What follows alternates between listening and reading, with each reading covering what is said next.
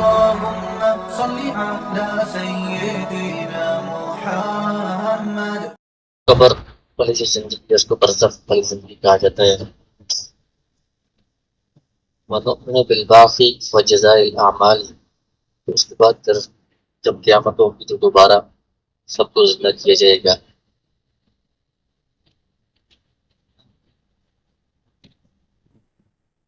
دوبارہ سب کو زندہ کیا جائے گا.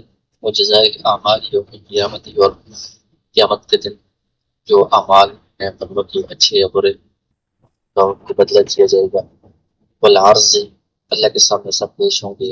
والحساب، اور حساب کتاب ہوگا. ابتراء الکتابی، عمل نامہ پڑھا جائے گا.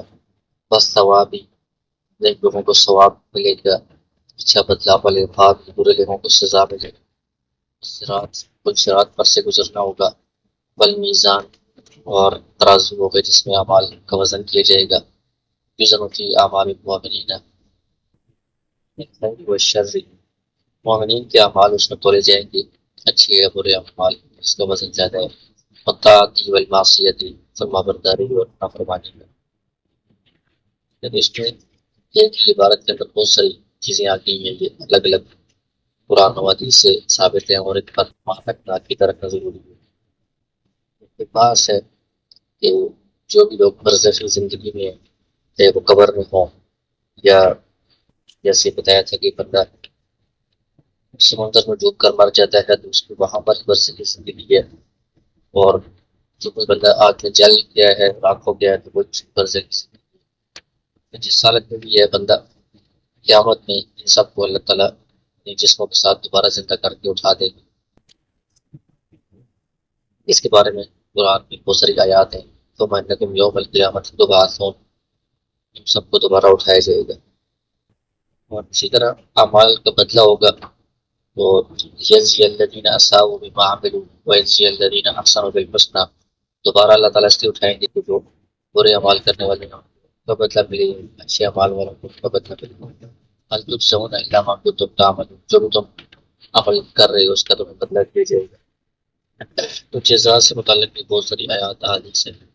عرض، ورزو علی ربک صفا، سب لوگ اللہ کے سامنے صف باندھے ہوئے پیش کیے جائیں گے.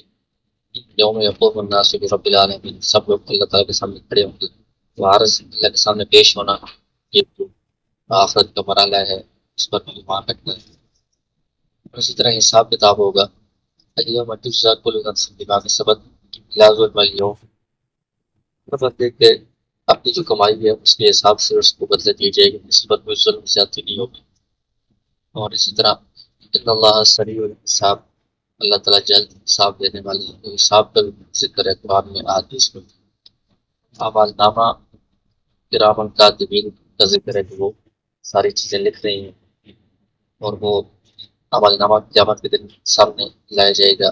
وخرج له یوم القیامت کتابا یلقاه منشورا، کتاب ہم نکال کر سامنے لائیں گے. اقرأ کتابک، کہا جائے گا کہ اس کو تم خود پڑھو.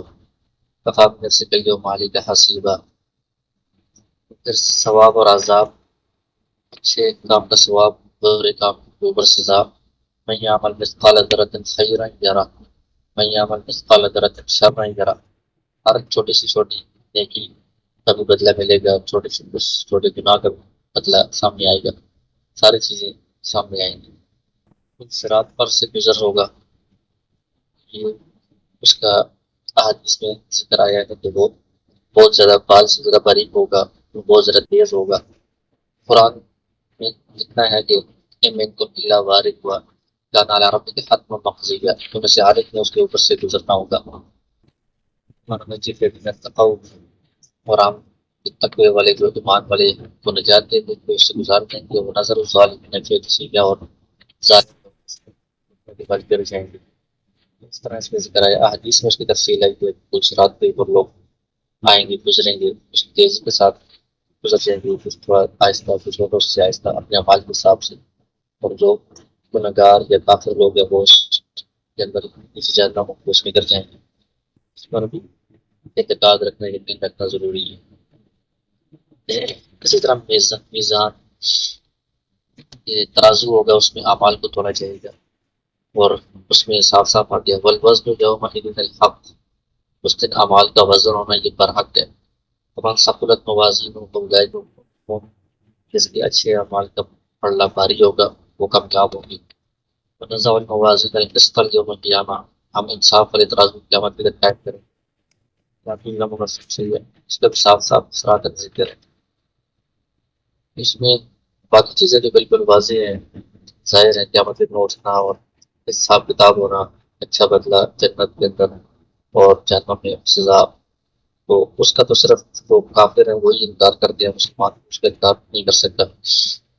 لیکن یہ جو چیزیں ہیں پل صراط اور میزان وغیرہ، تو کچھ لوگ ایسے تھے جو مطلب اپنے آپ کو مسلمانوں کا دعویٰ کرتے ہیں لیکن وہ ان چیزوں کا وہ انکار کرتے تھے۔ پہلے زمانے میں بھی معتزلہ وغیرہ جو عقل کی بنیاد پر ہر چیز کو سوچتے تھے، تو انہوں نے کہا کہ یہ پل صراط اتنا باریک راستہ ہے، اتنی باریک چیز ہے، تو اس کے اوپر کیسے پتہ چلے گا؟ مطلب اس کے اوپر تو پاؤں بال کی طرح کوئی چیز ہے، اس کے اوپر پاؤں نہیں رکھ سکتا، تو اس پر چلے گا کیسے؟ مطلب یہ تو عقل میں نہیں آ رہا چیزیں، ہم اس کو نہیں مانتے۔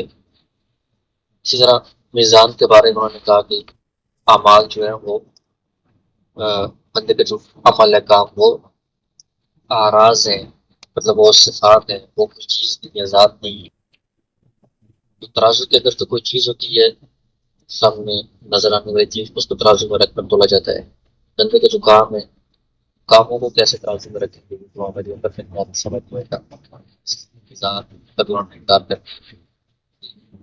اس زمانے میں جس طرح وہ گمراہ لوگ تھے، اس طرح کی باتیں آج کل بھی کچھ ایسے لوگ ہیں کہ جو سائنس کے پیچھے چلتے ہیں اور ہر چیز کو سائنس کے حساب سے وہ پرکھتے ہیں، سوچتے ہیں، تو وہ مطلب اپنے آپ کو مسلمان کہتے ہیں لیکن ان کا رخ جو ہے وہ زیادہ مغرب کی طرف، انگریزوں کی طرف اور سائنس کی طرف ہوتا ہے، تو وہ سائنس کی بنیاد پر ان چیزوں پر اعتراض کرتے ہیں کہ وہ سمجھ نہیں آتا، وہ فل اسٹاپ اور مثال ہے۔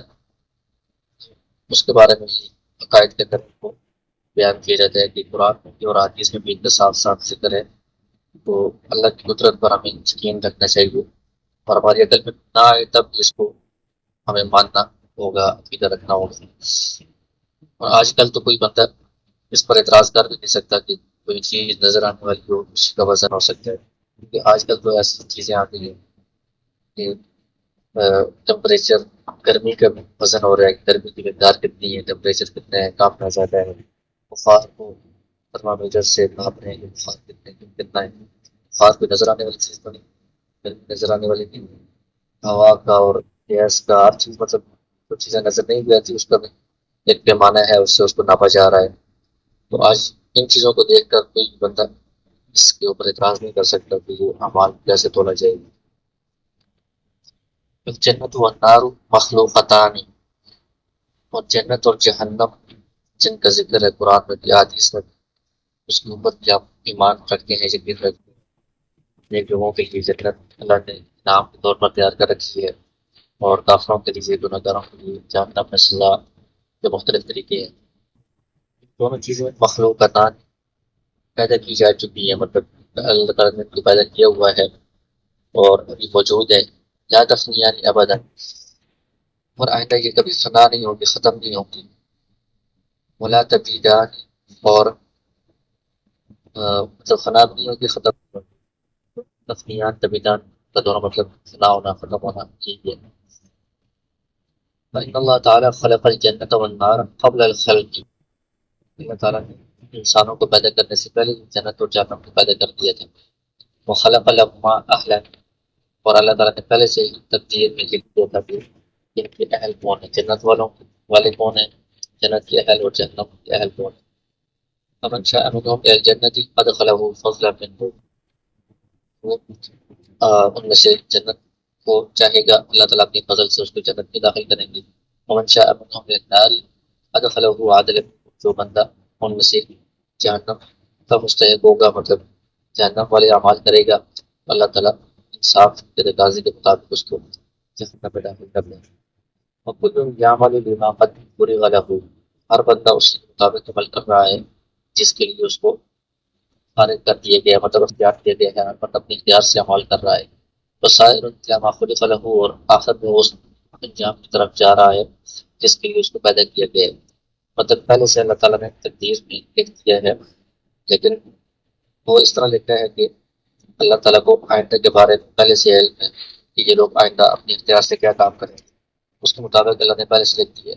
اب ہر ایک کو اختیار دیا ہے، کوئی بندہ جنت والے اعمال کر رہا ہے تو اللہ تعالیٰ اس کو جنت تک پہنچا رہی ہے، یہ بندہ جہنم والے اعمال کر رہا ہے تو عدل کے مطابق اللہ تعالیٰ اس کو جہنم کی طرف لے کر جا رہی ہے۔ وہ ہر ایک اپنی اختیار سے یہ سارے معاملات کر رہا ہے۔ اچھا، اور اس میں یہ بھی ہے کہ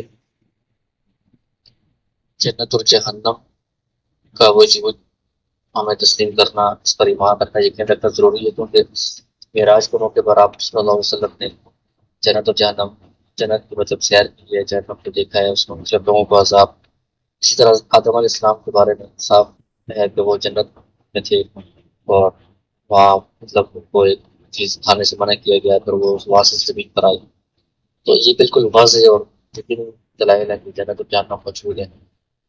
لیکن اس پر بھی وہی لوگ جو پہلے زمانے میں معتزلہ وغیرہ تھے، عقل کی بنیاد پر سوچنے والے، انہوں نے کہا کہ یہ جنت اور جنت کے بارے میں تو آتا ہے کہ یہ آسمانوں اور زمینوں سے بڑی چیز ہے، یہ مطلب جو سب سے کم درجے والا جنتی ہوگا اس کو اتنی بڑی جنت دی جائے گی، یہ زمین سے 10 گنا بڑی جنت دی جائے گی۔ اور بھی مطلب اس کے بارے میں آتا ہے کہ وہ بہت وسیع ہے، مطلب اس کی وسعت، تو اتنی وسیع جو جنت ہے وہ کہاں پر ہے، مطلب آسمانوں کے اوپر ہے تو آسمانوں سے بڑی ہے تو ان آسمانوں کے اوپر کیسے وہ سما سکتی ہے، اگر زمین کے نیچے ہے تو کہاں ہے، مطلب فلاں میں تو ہمیں نظر نہیں آتی کسی جگہ بھی۔